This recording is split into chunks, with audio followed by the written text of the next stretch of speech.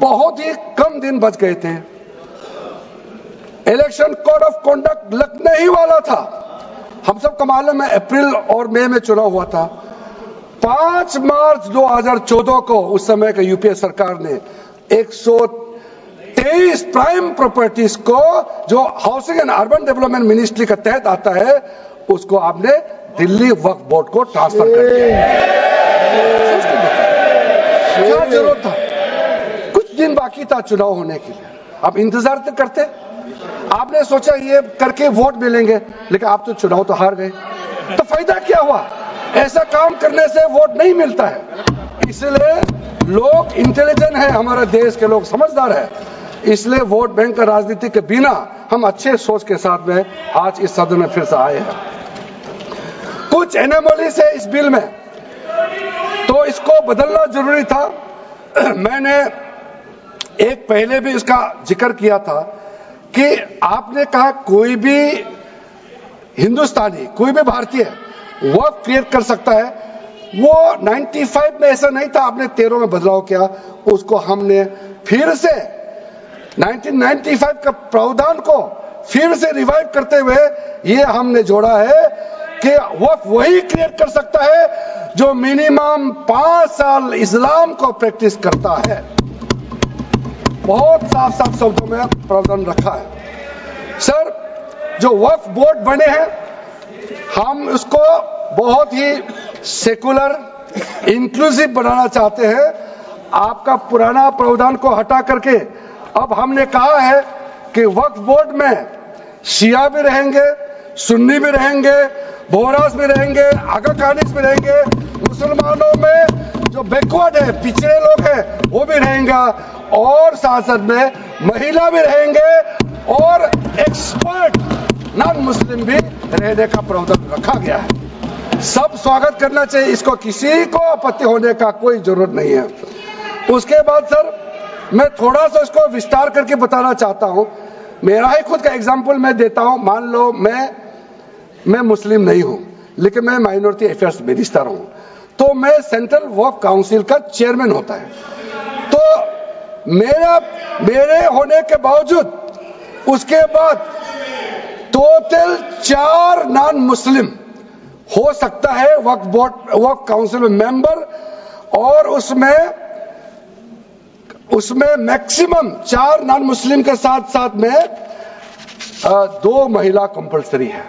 2 महिला होना ही चाहिए सर। उसके बाद सर स्टेट अभी आप पूरा वक्फ बोर्ड देख लीजिए, महिला कहाँ है? महिला को भी रखा ही नहीं है, वो सिर्फ बातें करते हैं। सर 22 सर, मैं स्पेसिफिक बताना चाहता हूं। सेंट्रल वक्फ काउंसिल में टोटल 22 मेंबर्स में 4 नॉन मुस्लिम से ज्यादा मेंबर नहीं हो सकते हैं। एक्स ऑफिशियो के पद को मिला करके 3 मेंबर ऑफ पार्लियामेंट होगा। मेंबर ऑफ पार्लियामेंट तो किसी धर्म का हो सकता है। जब इलेक्शन करते हैं तो कोई भी धर्म का मेंबर ऑफ पार्लियामेंट या एमएलए बन सकते हैं। सर 10 मेंबर मुस्लिम कम्युनिटी से होगा, 2 फॉर्मर जजेस होंगे सुप्रीम कोर्ट और हाई कोर्ट के, 1 advocate of national eminence member रहेंगे, 4 persons of national eminence from various field. ये तो कई कमिटियों ने इसको सिफारिश किया है, और एडिशनल सेक्रेटरी या joint secretary to the government of India उसमें रहेंगे। आउट ऑफ 10 मुस्लिम मेंबर्स 2 महिला अनिवार्य है, ये हमने प्रावधान रखा है। और स्टेट बोर्ड में आउट ऑफ 11 मेंबर्स 3 से ज्यादा नॉन मुस्लिम नहीं हो सकता है। एक्स ऑफिसर को मिलाकर के 1 chairperson, 1 MP, 1 MLA, 4 members from Muslim community, 2 members with professional experience, 1 member of Bar Council and Joint Secretary to the state government dealing with work matters. Out of 4 Muslim members, 2 shall be women. ये हमने रखा है ताकि हमारे बहनों को किसी तरीके से दरकिनार नहीं कर सके।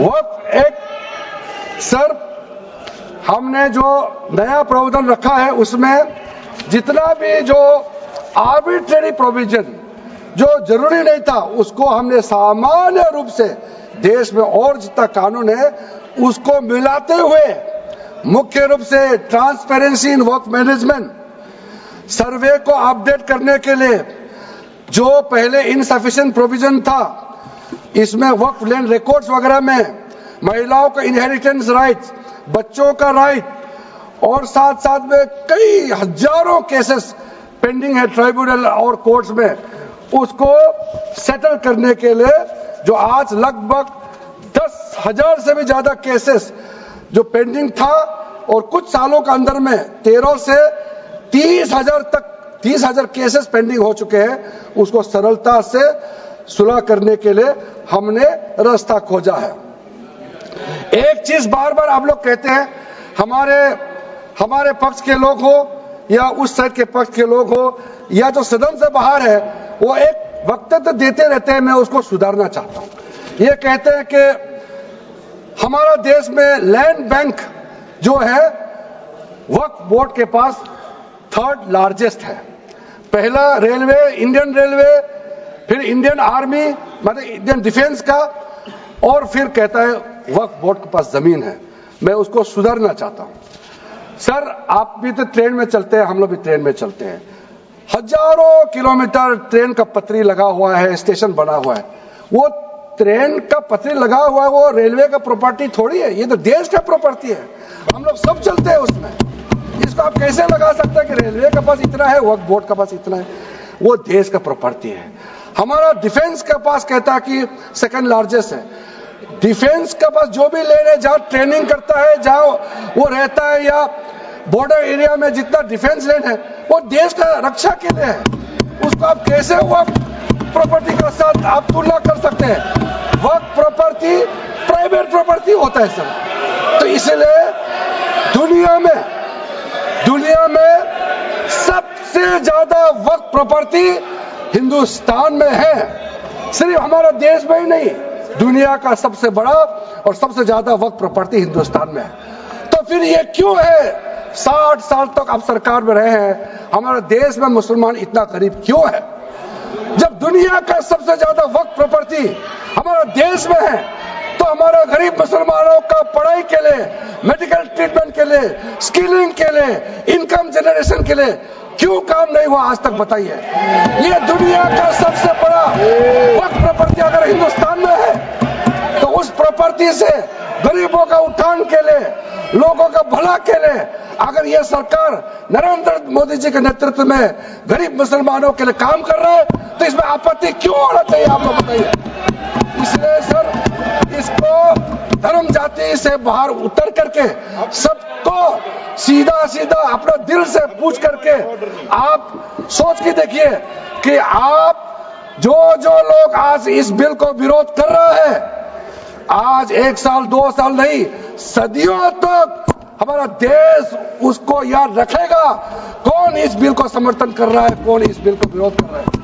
आज चंद वोट के लिए, सत्ता के लिए हमारे मुसलमानों को आपने 70 साल से ज्यादा वोट बैंक बना करके गुमराह किया है। कितना और गुमराह करना चाहते हैं? अब हमारा देश में वोट बैंक का राजनीति नहीं चलेगा।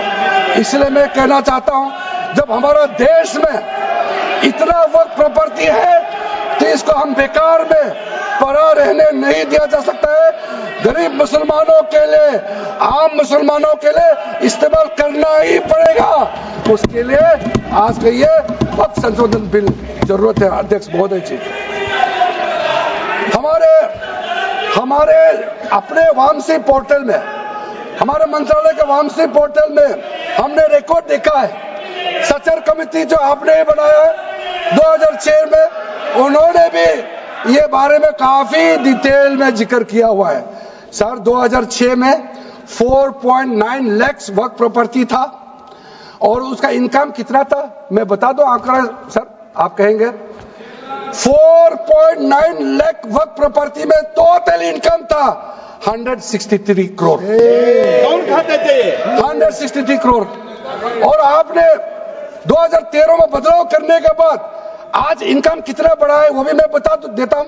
जरूर। हो गया 166 करोड़, 3 करोड़ बढ़ा है। कैसे मंजूर कर सकता है हम लोग इस महान सदन में बैठ करके? अगर इतना 10 सालों के बाद भी दुनिया का सबसे ज्यादा प्रॉपर्टी का टोटल इनकम जनरेशन 3 करोड़ बढ़ता है तो ये हम कभी मंजूर नहीं कर सकते अध्यक्ष महोदय। इसलिए उस समय कहा गया था, मैं अभी का नहीं बता रहा हूं, सचर कमेटी समय में भी कहा गया है कि अगर थोड़ा सा एफिशिएंटली मैनेज करता तो 12,000 करोड़ पर ईयर तो उसी समय जनरेट हो जाना चाहिए था नॉर्मल मार्केट रेट से। और 12,000 करोड़ अगर वो प्रॉपर्टी से रेवेन्यू जनरेशन करता है, कितना लाखों करोड़ों मुसलमानों को फायदा होगा, आप सोच के देखिए। इसलिए सर आप लोग भी, मैं अनुरोध करता हूं कि आप लोग भी वक्त के बारे में जानना है तो हमारा वामसी पोर्टल को क्लिक करके आप लोग देखिए। सर आज वो 4.9 लाख से बढ़ करके टोटल वक्फ प्रॉपर्टी बन गया है 8.72 लाख। हमारा देश में वक्फ प्रॉपर्टी बन गया है। और आप कल्पना कीजिए 8.72 लाख प्रॉपर्टी वक्फ का है, उसको अगर हम सही तरीके से मैनेजमेंट करता तो हमारा मुसलमानों का ही नहीं है, देश का तकदीर बदल जाएगा। इतना प्रॉपर्टी हमारे पास, अब समझिए चीज को। सर मैंने अभी कई राज्यों का दौरा किया अध्यक्ष महोदय, मैंने कई राज्यों का दौरा किया। मैं एक एग्जांपल आपको जरूर देना चाहूंगा। मैं बहुत इंप्रेस हो गया जब मैं पिछली बार जम्मू कश्मीर गई। जम्मू कश्मीर में हमारा नई वहां वक्फ बोर्ड का चेयरपर्सन बनी और मैंने पूछा कि आप जब वक्फ बोर्ड का चेयरमैन बनी तो उस समय क्या हालत थी और आज क्या हालत है। उन्होंने बोला कि सर जब उन्होंने पदभार संभाली तो उसमें कोई इनकम का, कोई व्यवस्था का, रिकॉर्ड का ठीक ठाक कुछ भी नहीं था। और उन्होंने आने के बाद 40 करोड़ रेवेन्यू इनकम उन्होंने जनरेट करना शुरू किया, मुझे बताया। और उसके वजह से वह काफी अच्छा काम कर रहा है। मैं हजरत बल श्राइन भी गए और वहां भी मरम्मत चल रहे हैं। इतना पुराना श्राइन है, दुनिया के लोग आते हैं, बहुत खूबसूरत से उसका सारा आसपास का ब्यूटिफिकेशन का काम भी चल रहा है। अगर अच्छा काम करेगा, रेवेन्यू बढ़ेगा तो सबका फायदा होगा सर। इसलिए सर आप लोग आज बिल को समर्थन करने के बाद मेरे ऑफिस में आइए, 1 साल के अंदर में इसका ट्रांसफॉर्मेशनल इंपैक्ट क्या होता है मैं ही आप लोगों को बता दूंगा। सर वक्फ अमेंडमेंट जो बिल लाए हैं उसमें जेपीसी का कई रिकमेंडेशन है जिसको हमने समर्थन किया है और एक्सेप्ट किया हमने इस बिल में लाया। इसलिए बोलना कि बार बार कहा गया है, मैं नाम नहीं लूंगा, वो बाद में तो बोलेंगे हमारे कुछ लोग हैं कि मुस्लिम का अफेयर्स में नॉन मुस्लिम क्यों आ रहा है। अरे ये धार्मिक व्यवस्था से कोई लेना देना नहीं है, मैं बार बार कह रहा हूं। इसलिए ये प्रॉपर्टी है, वक्फ प्रॉपर्टी है, आप लोग इसको समझिएगा। उसके बाद सर ये जो हमने जो 2013 के बाद कुछ बदलाव जो किए हैं, वक्फ बाय यूजर में कुछ लोग ने शंकाएं व्यक्त किया, कह रहा कि वक्फ बाय यूजर हटाने के बाद अब सरकार जो है मस्जिदें छीन लेंगे, दरगाह छीन लेंगे, मुसलमानों का प्रॉपर्टी छीन लेंगे, ऐसे बोलते हुए मैंने सुना है। इस तरह का कई जगह में बोला है। मैं इसमें साफ साफ कहना चाहता हूं, हम लोग सब हर किसी ना किसी राज्य से आते हैं। We all belong to each and every part of our country. We are together. We may belong to different states and union territories. We are all Indian. ये अथॉरिटी राज्य सरकार को हमने कैसे दिया? जो प्रॉपर्टी वक्फ यूजर को हम लोगों ने हटाने के बाद ये प्रावधान सुरक्षित किया है, ऑथोराइज किया स्टेट गवर्नमेंट को कि जो प्रॉपर्टी रजिस्टर्ड हो चुके हैं, जब नमाज पढ़ते हैं, रजिस्टर्ड है, डॉक्यूमेंट है, उस पे कोई हस्तक्षेप नहीं होगा। ये कानून प्रोस्पेक्टिव है, रेट्रोस्पेक्टिव नहीं है। ये आप लोग बहुत क्लियर से सुन लीजिए, ये किसी का जमीन छीनने का कानून नहीं है। ये किसी का राइट, किसी का हनन करके उसका प्रॉपर्टी को हड़पने का नहीं है। राज्य सरकारों को अधिकार दिया गया है कि जो ऑलरेडी रजिस्टर्ड है उसका तो कोई डिस्प्यूट नहीं है, लेकिन जो डिस्प्यूटेड है, जो कोर्ट में पेंडिंग है, उसको हम यहाँ कानून बना के कैसे हटा सकते हैं? कोर्ट का पावर को तो हम ले नहीं सकते सर। इसलिए यहाँ बार बार ये लोग माइक बजा बजा करके झूठ 100 बार भी बोलो, कुछ होने वाला नहीं है। सिटीजनशिप अमेंडमेंट बिल जब लाया गया था, वही लोग हैं जिन्होंने कहा था कि सिटीजनशिप अमेंडमेंट बिल पास होकर एक्ट बन जाएगा तो मुसलमानों का हक छिन जाएगा, उनका नागरिकता खत्म हो जाएगा। आज सीए लागू हो गया, बताइए किसी मुसलमान का अधिकार छीना है? किसी मुसलमान का नागरिकता छीना है? बताइए, क्या आप माफी मांगेंगे? आपने देश भर में घूम घूम कर झूठे बातें फैलाया, आज आप साबित हो गया कि आपने झूठ बोला था, लेकिन आज आप माफी मांगने का भी हिम्मत नहीं रखते हैं। जिगर थाम के आप लोग सुनिए, ये आप आज दोबारा आप मिसलीड करेंगे, गलत बातें करेंगे तो फिर मुंह खाना पड़ेगा आपको। फिर कोई और बिल लेके आएंगे, फिर मैं आपका पर्दाफाश करेंगे फिर से। इसीलिए सर हम लोग तर्क पे जाइए, पॉइंट पे जाइए। इसलिए दूसरा, महिलाओं के लिए अध्यक्ष महोदय जी, क्योंकि फैमिली में पुरुष महिला सब होते हैं, तो इसमें हमने एक सिंपल प्रावधान रखा है कि एक कोई भी मुसलमान जब वर्क क्रिएट करता है, सबसे पहले उस परिवार में जो महिला का अधिकार है उसको सुनिश्चित करके ही आप वर्क क्रिएट कर सकते हैं। नहीं तो पहले ऐसे होता था, वर्क क्रिएट कर दिया, आपका बच्चों का अधिकार खत्म हो गया, महिला का अधिकार खत्म हो गया। आप वर्क उसी प्रॉपर्टी को क्रिएट कर सकते हैं जो आपका हकदार है, जो आपका 100% हिस्सा है, उसी को ही आप वर्क क्रिएट कर सकता है। बच्चों का और महिला का अधिकार नहीं छीन सकता है। ये बहुत बड़ा रिफॉर्म है। मुसलमानों में अगर वो चाहते हैं कि महिला आगे ना बढ़े तो ये लोग तो इसको विरोध करेंगे ही, लेकिन जो थोड़ा प्रोग्रेसिव सोचने वाले, जो थोड़ा बारीकी से अगर सोचेंगे तो कितना गलत बात है कि समाज में महिलाओं को दबाने का काम करते हैं और यहाँ जोर जोर से बोलते हैं।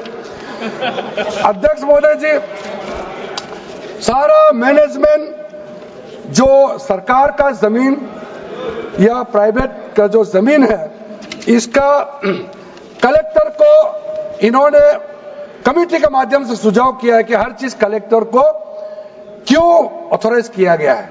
तो कमेटी के बात को माना है कि कलेक्टर से ऊपर कोई भी अधिकारी, कलेक्टर से ऊपर जो अधिकारी है वो देखेंगे सरकारी जमीन और कोई डिस्प्यूट है वक्फ बोर्ड के साथ या किसी मुतावली के साथ डिस्प्यूट है, उसका जांच कलेक्टर के ऊपर अधिकारी करेंगे। ये कमेटी ने सुझाव दिया था और उसी को मान करके आज इस सदन में पेश किया जा रहा है। एक महत्वपूर्ण सुझाव हम लेके आ रहे हैं, अमेंडमेंट लेके आ रहे हैं, इसमें मैं मानता हूं कोई विरोध नहीं करेगा। ये इसमें शुरू में छूट गया था, मैं सर खुले दिल से आपको कहना चाहता हूं, लेकिन बहुत सोच समझ के साथ ये प्रावधान अमेंडमेंट हम लेके आ रहे हैं कि जब आप वक्फ प्रॉपर्टी क्रिएट करेंगे तो ऐसा नहीं होना चाहिए कि आप ट्राइबल एरिया में जाकर के आदिवासी का जमीन को आप वक्फ क्रिएट कर दें, ये नहीं होना चाहिए। इसलिए हमारा देश के आदिवासियों का संरक्षण को ध्यान में रखते हुए शेड्यूल 5 और शेड्यूल 6 में आप वक्फ प्रॉपर्टी क्रिएट नहीं कर सकते हैं। ये एक महत्वपूर्ण अमेंडमेंट लेके आया है। डिटेल में अब आगे अध्यक्ष महोदय आपको मैं बताऊंगा। वक्फ ट्राइब्यूनल के बारे में सर मैं संक्षेप में, अभी फ्लोर खुलने वाले हैं, मैं आपके हाथ फ्लोर छोड़ने वाले हैं, तो मेरा जो वाइंड आपको आप ध्यान से सुन लीजिए। जो ट्राइब्यूनल है, ट्राइब्यूनल में 2 मेंबर का हमने प्रस्ताव रखा था, तो कमेटी ने कहा कि 2 मेंबर ठीक नहीं है, इसमें 3 मेंबर होना चाहिए। ये प्रस्ताव भी मंजूर किया गया है। तो वक्फ ट्राइब्यूनल में 3 मेंबर होगा फिक्स टेन्योर का साथ, और उसमें आज टोटल लिटिगेंट्स 14,417 केसेस है। आप सोच के देखिए, तो ट्राइब्यूनल में जल्दी जल्दी केस डिस्पोज हो, 3 मेंबर्स का ट्राइब्यूनल बनाया गया है। उसके बाद में उसका टेन्योर को फिक्स किया गया है। उसके बाद में जो एक बहुत स्ट्रिंजेंट प्रोविजन था, पहले ऑटोमेटिक अपील करने का राइट नहीं था, स्पेशल रिव्यू पिटीशन ही कर सकते थे ट्राइब्यूनल के ऑर्डर के बाद। तो आज हमने एक अच्छा सोच के साथ खुला मन से ये कहा है कि अब अगर आप वक्फ बोर्ड का निर्णय से खुश नहीं है, वक्फ ट्राइब्यूनल का निर्णय से खुश नहीं है, तो आप अदालत जा सकते हैं। ये रास्ता भी हमने खोल दिया है। उसके बाद सर, कंट्रीब्यूशन, एनुअल कंट्रीब्यूशन, ये भी आपका ही सुझाव था कमेटी वालों का कि जो कंट्रीब्यूशन देते हैं वक्फ बोर्ड मुतावली जो देते हैं उसको घटाना चाहिए, तो उसको 7% से 5% घटा दिया है, ताकि ज्यादा पैसा आप चैरिटेबल पर्पस के लिए खर्चा कर सके। तो अच्छा, जो प्रॉपर्टी मैनेज करता है वो तो सरकार को शाबाशी देंगे।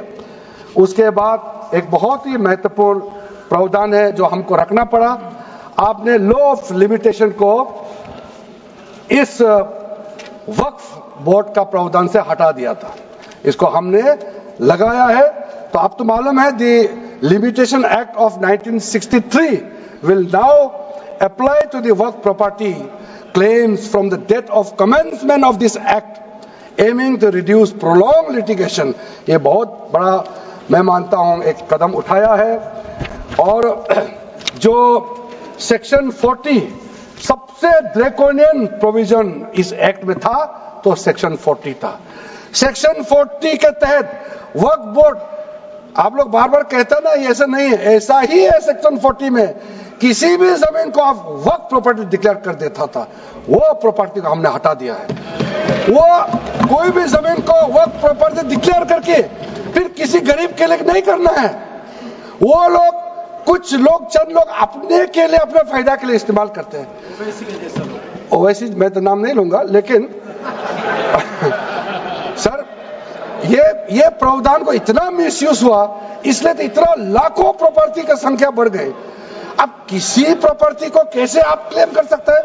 इसलिए इस सेक्शन 40 की वजह से, अध्यक्ष महोदय जी, इस सेक्शन 40 की वजह से कई मुद्दे इस देश में आया है। आज पूरा हमारा देश का क्रिश्चियन कम्युनिटी, जो कैथोलिक चर्च काउंसिल के लोग, भारत चर्च ग्रुप के लोग, केरला में हो या देश भर में, आज पुकार के क्यों कह रहा है कि वक्त संशोधन बिल जल्दी पारित होना चाहिए। वो इसीलिए कि सेक्शन 40 का मिसयूज होता था। सर आप सोचिए, केरला का एमपी, तमिलनाडु का एमपी लोग तो सोचिए, अगर आपने गलती से इस बिल का विरोध कर दिया तो आप क्या विरोध झेलना पड़ेगा बाहर में, आप कल्पना कीजिएगा। अभी से आप सोचिए, मैंने पिछली बार भी बताया सुरेंद्रेश्वर टेम्पल के बारे में, तो आपको बताया जब बाकी कोई धर्म ही नहीं था तब ये सुरेंद्रेश्वर टेम्पल था। तिरुचेंथुराई विलेज तमिलनाडु में, उसको वक्त डिक्लेयर करने के बाद कर्नाटका में तो हजारों एकड़ का इशू है। फिर सर हरियाणा में जतलाना विलेज, यमुनानगर में सिख गुरुद्वारा का जो जमीन है, कभी वहां मस्जिद भी नहीं था, कभी वहां मुस्लिम का सेटलमेंट का भी रिकॉर्ड नहीं था, उसको भी वक्फ डिक्लेयर कर दिया था। उसी प्रकार से केरला का मुनम्बम का जो इशू है, वो तो अभी सब जान ही रहा है कि 600 क्रिश्चियन फैमिलीज का जो जमीन को वक्फ बोर्ड ने वक्फ डिक्लेयर कर दिया है, चर्च का भी कर दिया, और आगे जाने का रास्ता भी बंद कर दिया था। अगर हम ये बिल पारित कर दिया, उसका अपना जमीन वापस मिल जाएंगे गरीबों का, किसानों का। ऐसे चीजों में आप लोग समर्थन करना चाहिए। मैं तो मानता हूं कि अभी भी देर नहीं हुआ, अभी भी आप जिद पे राजनीतिकरण करके आप अड़े रहे, आप मुश्किल में फंसने वाले हैं। विशेष करके हमारे कांग्रेस वालों को मैं कहना चाहता हूं, और बाकी हमारे साथी दल है, कांग्रेस के झांसे में ना आए, आपको भी डुबा देंगे ये लोग। इस बिल को विरोध करके बहुत बड़ा नुकसान होने वाला है।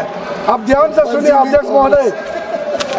इसलिए अंत में सर, क्योंकि मैंने कहा है कि मैं आखिर में जवाब दूंगा, तो हम लोग आगे भी इस पार्लियामेंट को भी वक्त डिक्लेयर ना कर दे, हम लोग आराम से भविष्य के लिए और अच्छा काम करें। मैंने पॉजिटिव बात में अपना बात को रखा है। अंत में मैं अपील करके अपना बात को समाप्त करना चाहता हूं। इसी लाइन के साथ मेरी हिम्मत को तो सराहो। देखिए मैं कितना हिम्मत के साथ बोल रहा हूं। मेरे हिम्मत को तो सराहो, मेरे हमराही बनो। मैंने एक शम्मा जलाई है हवाओं के खिलाफ। आप लोग जब इस बिल को समर्थन करेंगे, हमारे वरिष्ठ नेता सब सदन में बैठे हम लोग सुन रहे हैं, मैं अपने आप को बहुत भाग्यवान मानता हूं। मैं भाग्यशाली हूं। प्रधानमंत्री नरेंद्र मोदी जी ने मेरे जैसे एक साधारण सदस्य को इतना पुण्य काम करने का मौका दिया है, इस बिल को यहां रखने का मौका दिया है। करोड़ों करोड़ों गरीब